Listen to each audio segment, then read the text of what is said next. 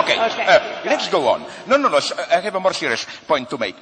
But what does this mean? Of course, in which sense was Gandhi a terrorist? He effectively tried to interrupt the normal functioning of the British state in India. And of course, you are trying to interrupt the normal, which is very oppressive, functioning of the information circulation and so on. But the way we should answer to this point, I claim, is simply by another, I repeat myself here, I know, endless paraphrase of that wonderful line from Brecht's Beggar's Opera. What is robbing a bank compared to founding a new bank?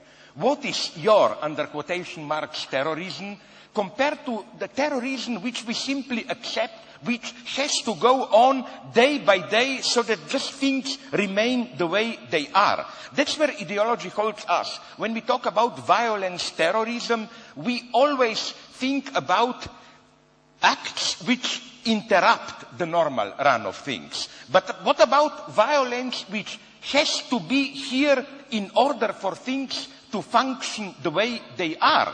So I think I'm very skeptical about it, we should use, in my provocative spirit, I'm tempted to, the term terrorism. It's strictly a reaction to a much stronger terrorism which is here. So again, instead of engaging in this moralistic game, oh no, he's a good guy, like Stalinists said about Lenin, you like small children, you play with cats, you wouldn't, as Norman Bates says in Psycho, you wouldn't hurt even a fly. No, you are, in this formal sense, a terrorist. But if you are a terrorist, my God, what are then they who accuse you of terrorism? So, to finish with another nasty joke, you know what?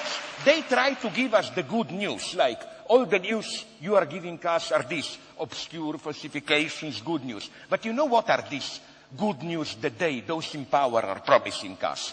Let me give you another wonderful Jewish-American joke that was told to me by a friend recently.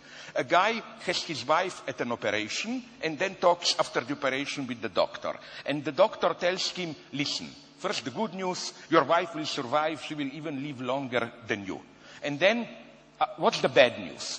The doctor says, the bad news is, there are some problems. Like, as the result of the operation, she will no longer be able to control her anal muscles, so excrements will be dripping all the time. Then there will be some strange fluid all the time escaping from her vagina, no sex. Then she will not be able to blah, blah, blah. And of course the guy gets more and more into a panic, no? My God. And then you know what the doctor does then? He taps the guy on the shoulder and says, no, don't worry. This was just a joke. Everything is okay. She died during the operation. That's the good news that they are giving us at the end, I surprised. No dirty words, you noticed it. No dirty words. Because Amy is always telling me, when she was kind enough to receive me in New York, Slavoj, not even the S word, S-H-I-T, no dirty words. So I followed it. For that, we can be taken off the air. But I wanted to ask you, Julian, about Bradley Manning. Mike Huckabee, who also was a presidential candidate, the governor of Arkansas, said that the person who leaked the information to Julian Assange should be tried for treason and executed. He said, whoever in our government leaked that information is guilty of treason, and I think anything less than execution is too kind a penalty. Bradley Manning is a young U.S. soldier who was in Iraq, has been held for more than a year, much of that time in solitary confinement in Quantico in Virginia. It was exposed that his treatment was tantamount to torture. P.J. Crowley, the White House, the State Department spokesperson, spoke to a group of bloggers at MIT and said his treatment is stupid. For that, he was forced out of the State Department. Bradley Manning was then moved to Fort Leavenworth because of the outcry. But he remains in prison. He remains not tried. What are your comments on him? First of all, Amy, thanks for asking this question, but it is difficult for me to speak in detail about that case. But I can speak about why it is difficult for me to speak about it. So, Bradley Manning is an alleged source of WikiLeaks who was detained in Baghdad, and then, although there was very little, no mainstream press publicity at the time, shipped off to Kuwait, where he was, if you like, held in an extrajudicial circumstance in Kuwait in a similar manner to which detainees are held in Guantanamo Bay. Eventually, through some creative legal methods, he was brought back to the United States, and he's been in prison now for over a year. He was being kept in Quantico for 8 months under extremely adverse conditions. Quantico is not meant for long-term prisoners. Other prisoners, the maximum duration over the past year has been 3 months. And people that have been visiting Bradley Manning say, and we have other sources who say that they were applying those conditions to him because they wanted him to confess that he was involved in a conspiracy to commit espionage against the United States with me. That pressure on Manning appears to have backfired. So by all reports, this is a young man of high moral character. And when people of high moral character are pressured in a way that is illegitimate, they become stronger and not weaker. And that seems to have been the case with Bradley Manning, and he has told US authorities, as far as we know, nothing about his involvement. Now, there has concurrently been a secret grand jury taking place 6 kilometres from the centre of Washington. That grand jury involves 19 to 23 people selected from that area. Now, why was it in Alexandria, Virginia, 6 kilometres to the centre of Washington, that grand jury was placed and those people drawn? Well, it has the highest density of government employees anywhere in the United States.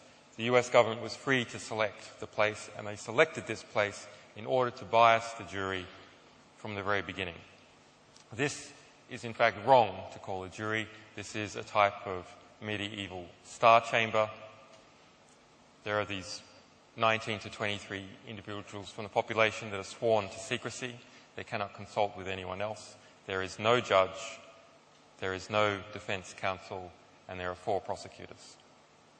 So that is why people that are familiar with grand jury inquiries in the United States say that a grand jury would not only indict a ham sandwich, it would indict the ham and the sandwich. And that's a real threat to us. A grand jury, which was removed from UK jurisprudence because of abuses, combines the executive and the judiciary. So this old common law notion of the separation of these branches of power is removed in the grand jury. The US government argues that these captive 19 to 23 individuals are the branch of the judiciary, that they perform a judicial function, where of course actually they're just captive patsies for the Department of Justice in the United States and the FBI. So they have been going out and they have coercive powers. They can force people to testify, and they have been pulling in all sorts of people that are connected to WikiLeaks and people that are not.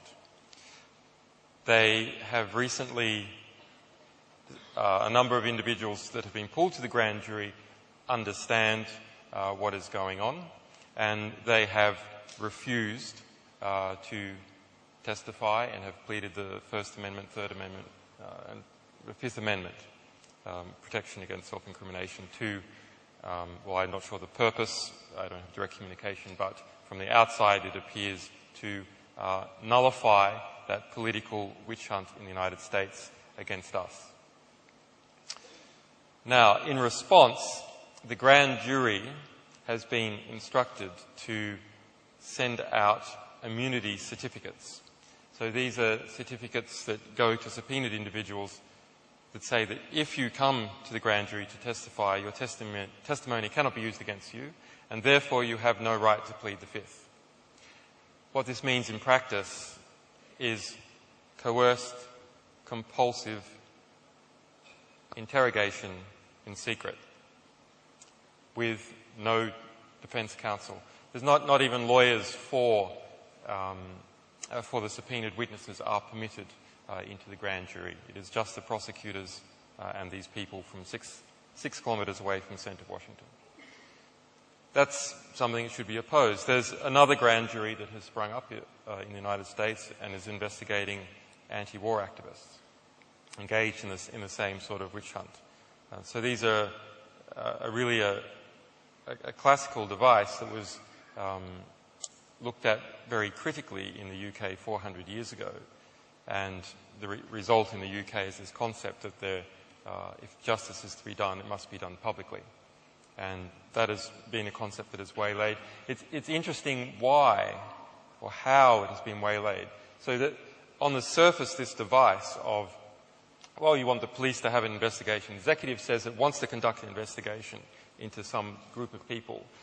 Well, we get people from the community, 19 to 23 people from the community, and they monitor the investigation. They make sure it's not overstepping and so on. But actually, this has been turned on its head and used as a way to completely subvert the judicial system in the United States.